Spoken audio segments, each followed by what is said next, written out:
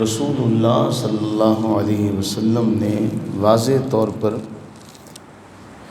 اپنی امت کے جو بعد میں آنے والے لوگ ہیں انہیں نصیحتیں بھی ارشاد فرمائیں اور آنے والے جو فتنے ہیں ان کے حوالے سے بھی خبردار فرمایا۔ ہم وہ روایت کئی بار پڑھ چکے ہیں، آپ کو یاد ہوگا کہ نبی صلی اللہ علیہ وسلم نے ارشاد فرمایا کہ بارش کے قطروں کی تیزی سے بھی زیادہ میں فتنے نازل ہوتے ہوئے دیکھ رہا ہوں۔ ان فتنوں میں بہت سارے فتنے ہیں، اور ان فتنوں میں ایک فتنہ یہ بھی ہے کہ نبی صلی اللہ علیہ وسلم کی سیرت کے حوالے سے جو آپ کے شاگرد ہیں ان شاگردوں پر کوئی نہ کوئی ہاتھ، کوئی نہ کوئی طعنہ، کوئی نہ کوئی بد زبانی جو ہے یا بد کلامی ان کے بارے میں کی جائے۔ قرآن اس حوالے سے جو باتیں ارشاد فرماتا ہے وہ بہت اہم ہیں۔ قرآن اٹھائیں تو قرآن فرماتا ہے والسابقون الاولون من المہاجرین والانصار والذین اتبعوہم باحسان۔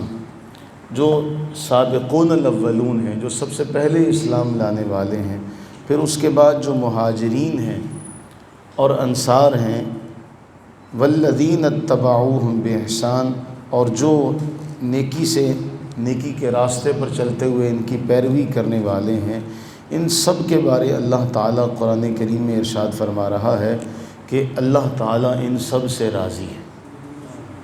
رضی اللہ عنہم ورضوا عنہ، اللہ تعالیٰ ان سب سے راضی اور یہ اللہ سے راضی۔ اللہ ان سے راضی، یہ سب اللہ سے راضی۔ ایک آیہ مبارکہ سورہ توبہ میں۔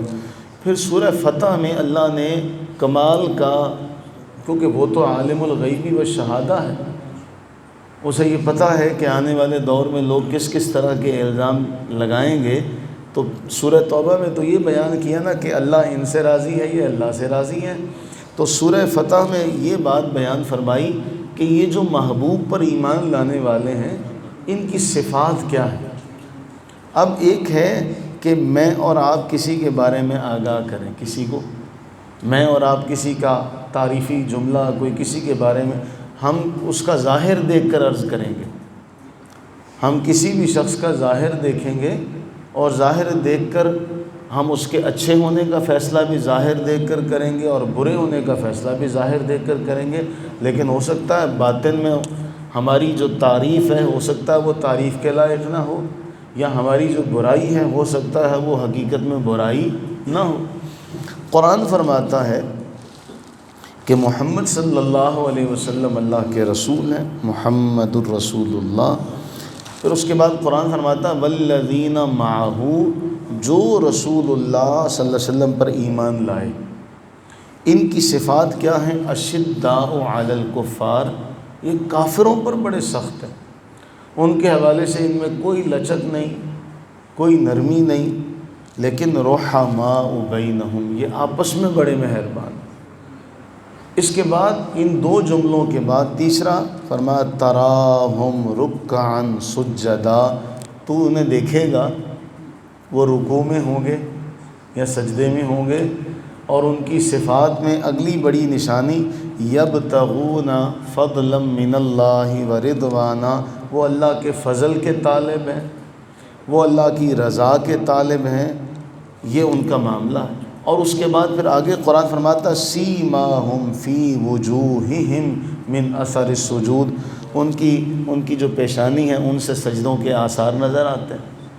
اور اللہ تعالیٰ نے یہ ان کا ذکر کرنے کے بعد فرمایا ذالک مثلہم فی التوراۃ ومثلہم فی الانجیل، یہ جو ان کی مثال ہے تورات میں بھی ہے، یہ انجیل میں بھی ہے، یعنی جو محبوب کریم علیہ السلام پر ایمان لانے والے ہیں ان کا معاملہ کوئی عام معمولی نہیں۔ پھر اس کے بعد سورہ حدید میں ایک جملہ اور ذکر کیا، فرمایا کچھ لوگ ایسے ہیں جو فتح مکہ سے پہلے مسلمان ہوئے، کچھ ایسے ہیں جو فتح مکہ کے بعد مسلمان ہوئے، کچھ لوگوں نے پہلے اللہ کے راستے میں خرچ کیا اور قتال کیا، کچھ نے بعد میں کیا۔ اب قرآن فرماتا ہے جو پہلے والے ہیں وہ درجے میں بہت بڑے، جو فتح مکہ سے پہلے اسلام لانے والے ہیں وہ درجے میں بہت بڑے ہیں، لیکن ایک جملہ قرآن نے واضح طور پر فرمایا وَكُلًّا وَعَدَ اللَّهُ الْحُسْنَى، پہلے والے ہوں یا بعد والے ہوں، درجات کے اعتبار سے بلند ہوں یا وہ اس سے بھی زیادہ بلند و بالا ہوں، لیکن اللہ تعالیٰ کا ان سب سے بھلائی کا وعدہ ہے۔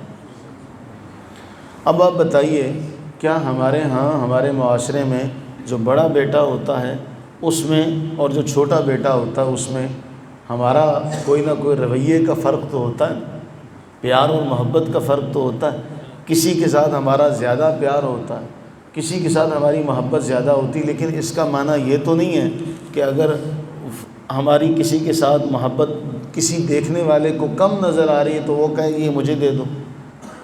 ایسا تو نہیں ہو سکتا کہ ہم اپنا کوئی بچہ جو ہے وہ کسی کو دے دیجیے ہم اس سے کم پیار کریں۔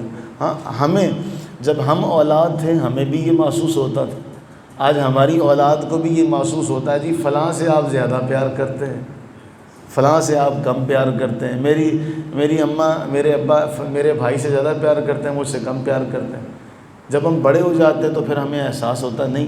تو معاملہ یہ ہے کہ اللہ تعالیٰ یہ تو قرآن میں فرما چکا کہ تلک الرسل فضلنا بعضهم علی بعض منہم من کلم اللہ، کہ یہ جو رسولوں کی جماعت ہے ان میں سے ہم نے بعض کو بعض پر فضیلت دی ہے، ان میں سے بعض وہ ہیں جن سے اللہ نے کلام کیا، بعض وہ ہیں جن کے درجات کو اللہ نے بلند کیا۔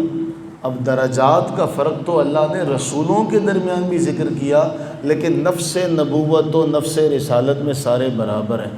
اسی طرح قرآن نے یہ ذکر کیا کہ درجے کے اعتبار سے آپ دیکھیں، کسی حضرت ابو بکر کو اٹھا کے دیکھیں، اللہ کے نبی علیہ السلام فرماتے ہیں کہ جتنا مجھ پر کسی نے احسان کیا میں نے سب کے احسانوں کا بدلہ دنیا میں دے دیا، کسی کا احسان لے کر نہیں جا رہا۔ ہاں، ابو بکر کا بدلہ اللہ تعالیٰ قیامت کے دن میری طرف سے دے گا۔ یہ اپنی جگہ ایک مثال ہے۔ حضرت عمر کے لیے، حضرت عثمان غنی کے لیے، حضرت علی المرتضیٰ کے لیے رضی اللہ تعالیٰ عنہ اجمعین، ہر صحابی اپنی جگہ ایک اپنی مثال آپ نظر آئے گا۔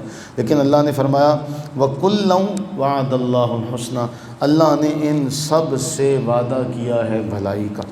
پھر اس کے بعد قرآن یہ فرماتا ہے اولئک هم الصادقون، یہ سارے کے سارے سچے۔ ہمیں کسی بھی تاریخ کے حوالے کی ضرورت نہیں۔ رسول اللہ صلی اللہ علیہ وسلم نے ہمیں رب کا فرمان قرآن کی صورت میں سنایا، اس کے بعد ہمیں کسی کی بھی صفائی، کسی کا بھی ہمیں کوئی ثبوت نہیں چاہیے کہ ہمیں کوئی تاریخی روایت مل جائے اور ہمیں کوئی تاریخی روایت سنائے۔ اور حدیث بھی صحیح، حضور علیہ السلام نے فرمایا میرے بعد ایک لشکر نکلے گا تو لوگ پوچھیں گے کیا تم میں کوئی صحابی ہے، کیا تم میں کوئی صحابی ہے، اس کی وجہ سے اللہ تعالیٰ لشکر والوں کو فتح عطا فرمائے۔ پھر اس کے بعد نکلے گا تو اس لشکر میں یہ اعلان ہوگا کیا تم میں کوئی ایسا ہے جس نے صحابی کو دیکھا، تو اللہ تعالیٰ اس ایک کی وجہ سے لشکر والوں کو فتح عطا فرمائے گا۔ پھر اس کے بعد ایک دور آئے گا، پوچھا جائے گا کیا تم میں کوئی ایسا ہے جس نے صحابی کے دیکھنے والے کو دیکھا، اور اس کی وجہ سے پھر لشکر کو فتح ملے گی۔ تو اللہ کے نبی نے یہ معاملہ اور یہ مقام اپنے صحابہ کا بیان کیا۔ اللہ تعالیٰ نے بیان کیا کہ یہ اللہ سے راضی، اللہ ان سے راضی، ان کا آپس میں معاملہ کیا ہے۔ اس کے بعد اگر کوئی تاریخی معاملہ ہمارے سامنے رکھتا ہے تو بتائیے کیا قرآن کے مقابلے میں کوئی تاریخی روایت پیش کی جا سکتی ہے؟ قرآن کے مقابلے میں تو کچھ بھی پیش کیا جائے گا تو آپ اس کو دیکھیں کہ یہ پیش کس کے مقابلے میں کر رہے ہیں۔ ایک بات بڑی اہم ہے، احناف کے نزدیک، خاص طور پہ سیدنا امام اعظم ابو حنیفہ رحمہ اللہ کے نزدیک یہ مسئلہ یاد رکھیے گا کہ اگر کوئی شخص یہ اعلان کرتا ہے کہ جی میں نبی ہوں، تو امام صاحب فرماتے ہیں کہ اس کو کہا جائے گا کہ تو جھوٹا ہے۔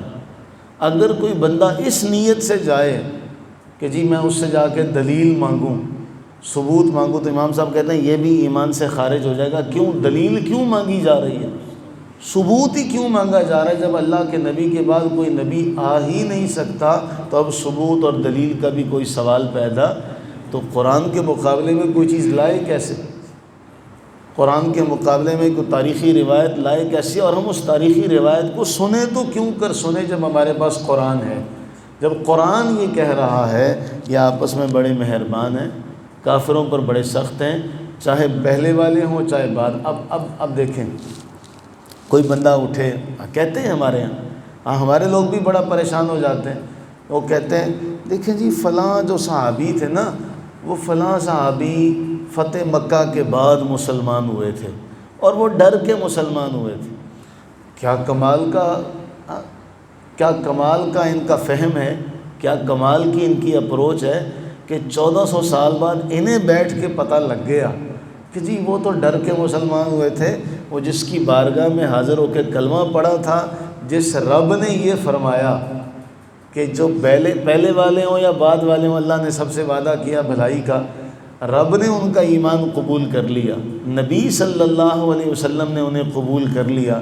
میں اور آپ کس گنتی میں ہوتے ہیں؟ ہمارے پاس تو کوئی اتھارٹی نہیں، ہمارے پاس تو اختیار ہی کوئی نہیں کہ ہم بیٹھیں اور لوگوں کو بٹھا کر ہم کہیں یہ نا جی یہ ڈر کے مسلمان ہوئے تھے۔ بٹ ڈر کے مسلمان ہوئے تھے تو ہمیں بتانے کی ضرورت ہے لوگوں کو، یا نبی علیہ السلام کو اس کے بارے میں علم تھا؟ آپ نے اگر قبول کر لیا تو اس کے بعد میرا آپ کا کہنا یہ کوئی معنی نہیں رکھتا۔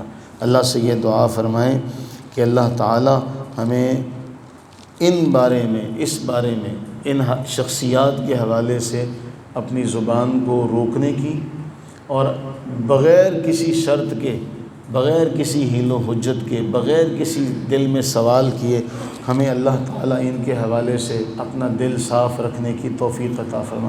یہ ہمارے لیے بھلے کی بات ہے، ان کا تو معاملہ اللہ نے قبول فرما لیا، انہیں تو اللہ نے چنا کہ انہوں نے اپنی آنکھوں سے نبی علیہ السلام کو دیکھا، ہم نے تو دیکھا نہیں، تو انہیں تو اللہ نے اس لیے چنا ان آنکھوں کو کہ وہ محبوب کا دیدار کر سکیں۔ تو اللہ تعالیٰ سے یہ دعا فرمائیں کہ اللہ تعالیٰ ہمیں اپنی رحمت کا صدقہ ان ہستیوں کو ماننے کی توفیق عطا فرمائے۔ ہم انشاءاللہ آگے چل کے چند ایک احادیث ذکر کریں گے اس حوالے سے، جو لوگوں کے دلوں میں شکوک و شبہات پیدا کرنے کے لیے اور صحابہ کی محبت کے حوالے سے ان کے ایمان کو ڈگمگانے کے لیے لوگوں کے سامنے رکھی جاتی ہیں۔ انشاءاللہ وہ آئندہ دروس میں ہم وہ رکھیں گے۔ اللہ تعالی ہمیں نبی صلی اللہ علیہ وسلم کی، آپ کی اہل بیت اطہار کی، آپ کے اصحاب کی محبت نصیب فرمائے، آمین ثم آمین۔ اور اللہ تعالی ہمیں اس حوالے سے ہر خناس کے فتنے سے محفوظ و مامون فرمائے، آمین ثم آمین۔